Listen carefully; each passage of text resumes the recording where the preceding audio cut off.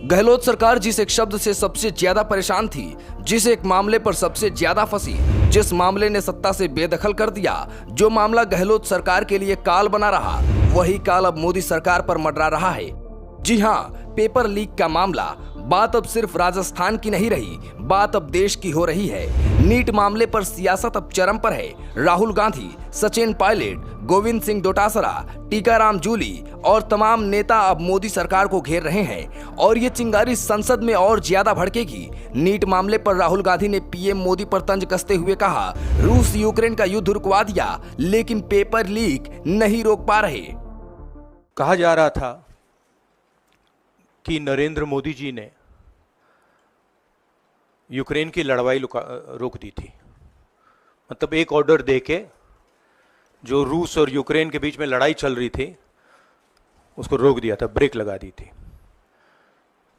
Israel और Gaza के बीच में जो लड़ाई चल रही थी उसको भी नरेंद्र मोदी जी ने रोक दिया था। मगर किसी ना किसी कारण जो हिंदुस्तान में पेपर लीक हो रहे हैं उसको नरेंद्र मोदी रोक नहीं पा रहे हैं या रोकना नहीं चाहते हैं।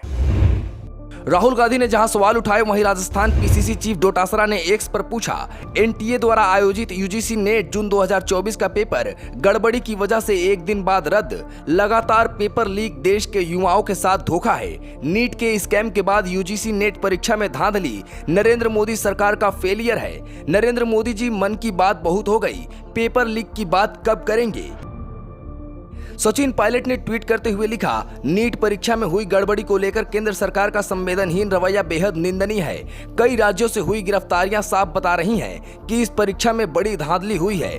लाखों छात्र और उनके अभिभावक जो अथक परिश्रम कर परीक्षा की तैयारी करते हैं, उनके सपनों और भविष्य के समक्ष संकट खड़ा हो गया है। सुप्रीम कोर्ट द्वारा भी कहा गया है कि नीट परीक्षा में हुई छोटी से छोटी लापरवाही की गंभीरता से जांच होनी चाहिए।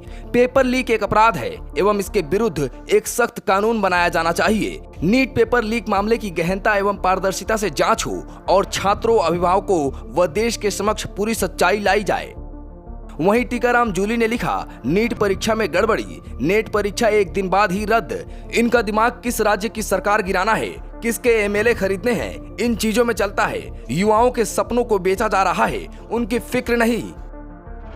नीट पेपर लीक मामले में एक तरफ सुप्रीम कोर्ट लगातार याचिकाओं पर सुनवाई कर रहा है, तो वहीं दूसरी तरफ इस लीक कांड में पकड़े गए आरोपियों द्वारा नए नए खुलासे किए जा रहे हैं। बता दें कि सुप्रीम कोर्ट ने मंगलवार को राष्ट्रीय परीक्षण एजेंसी यानी एनटीए को नीट यूजी 2024 के संचालन में किसी भी लापरवाही की जिम्मेदारी लेने का आदेश दिया। कुल मिलाकर देश में जिस तरह नीट का मामला गरमाया है, राजस्थान में रीट का मामला भी गरमाया था। राजस्थान में 2019 के बाद से हर साल औसतन 3 पेपर लीक हुए। एक के बाद एक लीक की खबरों के कारण युवाओं में आक्रोश बढ़ा, जिसका असर राजस्थान विधानसभा चुनाव में देखने को मिला था। वैसे ही नीट मामले में केंद्र सरकार सवालों के घेरे में है। जाहिर है कि इस मुद्दे पर जिस तरह बीजेपी ने कांग्रेस को घेरा था, उसी प्रकार कांग्रेस और तमाम विपक्षी पार्टियां भी संसद में मोदी सरकार को घेरेंगी।